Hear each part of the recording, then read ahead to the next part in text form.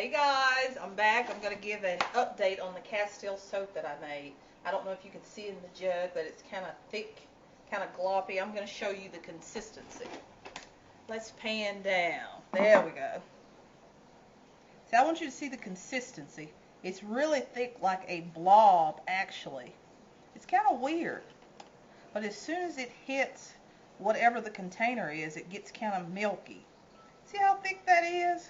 You almost have to break that off. I thought that was kind of weird. I like it though. Smells wonderful, looks wonderful. Let me stay down on the table because I'm going to show you something. This is the soap that I just poured. One of the ladies, it was Queen's Q, I think that's how you pronounce it, asked how well does it suds. When I took a shower with it, the suds was not as much as Dr. Bronner normally is. Yeah, you got a little bit of suds, but as far as the mountain of bubbles that I'm used to, I did not get that. One of my friends who makes soap all the time said that maybe I should have subtracted an extra cup of water, or she said when I am heating the water to put a tablespoon of sea salt. It does something when things are saffinated. I don't know. I don't normally make soap, so I don't really know the exact term for that. But I'm going to try that for the next batch. But for this batch, because I don't need a lot of suds anyway, you know how when you dilute the Bronners and it's still kind of sudsy but not mountains of bubbles? That's kind of how it was when I took a shower. But this is what I poured out of the jug. It's kind of like a blob, like I said. Kind of a weird consistency, but that's okay.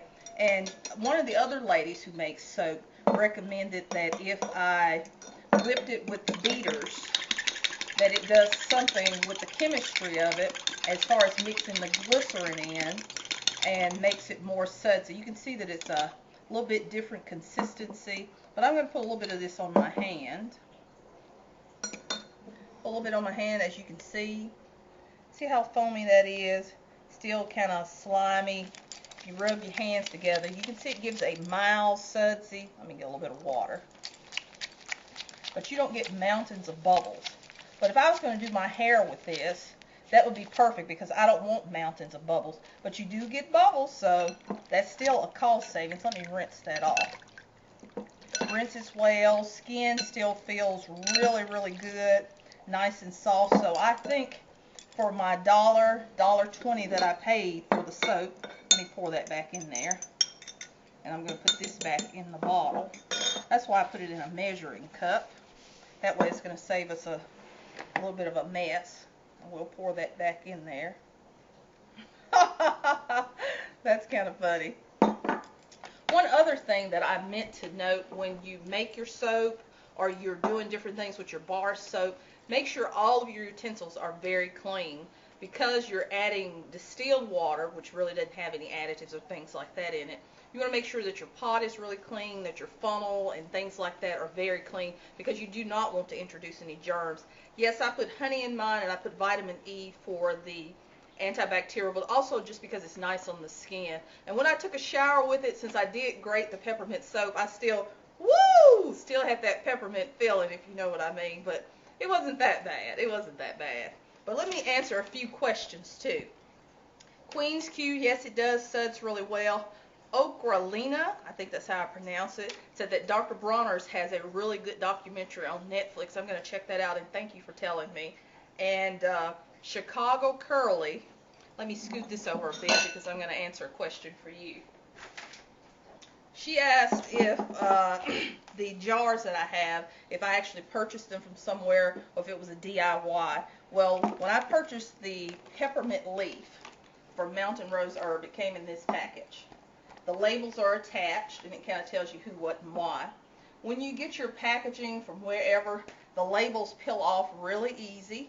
That's one of the other things that I love about Mountain Rose Herbs. No, I am not endorsing that company. No, I don't work for them. No, they didn't give me a kickback. They didn't give me one solid dime. But just from a lot of the different reviews and the way that I have dealt with them over the year, they have been #1 as far as shipping price and also the product that I want. That's exactly what I get. It's exactly what I ordered. But when you get the plastic baggies, for whatever type of jar that you decide to put it on, peel your plastic your label off immediately and put it on your jars, and there you go. It looks so professional, like you actually purchased it that way. But as you can see, this was some type of jar, and this is an older canning jar for the grapefruit peel powder. But usually if you do that as soon as you get them, they peel off really, really easy. Also, the last question, the funnel. Let me grab my funnel. Hold on for a second. One of the young ladies, it was Allison L. Payne, who asked about the funnels that I've put in. I got these at Big Lots. I don't know if you have a Big Lots where you live, but it was a thrift. It's not a thrift store, I should say. It's a discount kind of store. Came with 3 funnels. One of them are still in the cabinet. The larger one is over there actually. But I think it was either $1 or $2 for 3 funnels, and you cannot beat that. I tell you, we're going to save all that money. But the Castile soap, which is the update for this, we answered a few questions in between. I am very, very, very excited about that. I was out again today. I wanted to double check some prices. The place that I got my Castile bar soap is a little discount store that's local. It was $1, $1.25 a bar, but when I went to Walmart to get the bar of Castile soap, it was $4 and something. So I don't know. I don't know how you're going to look at that for cost savings. As far as the Dr. Bronner's in the bottle, it was $10.99 for, I think, 16 ounces. So this is more than 16 ounces. This did exactly what I wanted to do when I took a shower. So I think next time I make the batch, I'm going to put the tablespoon of sea salt to give it a little bit more sudsy, because I want to be sudsy bubble when I take a shower.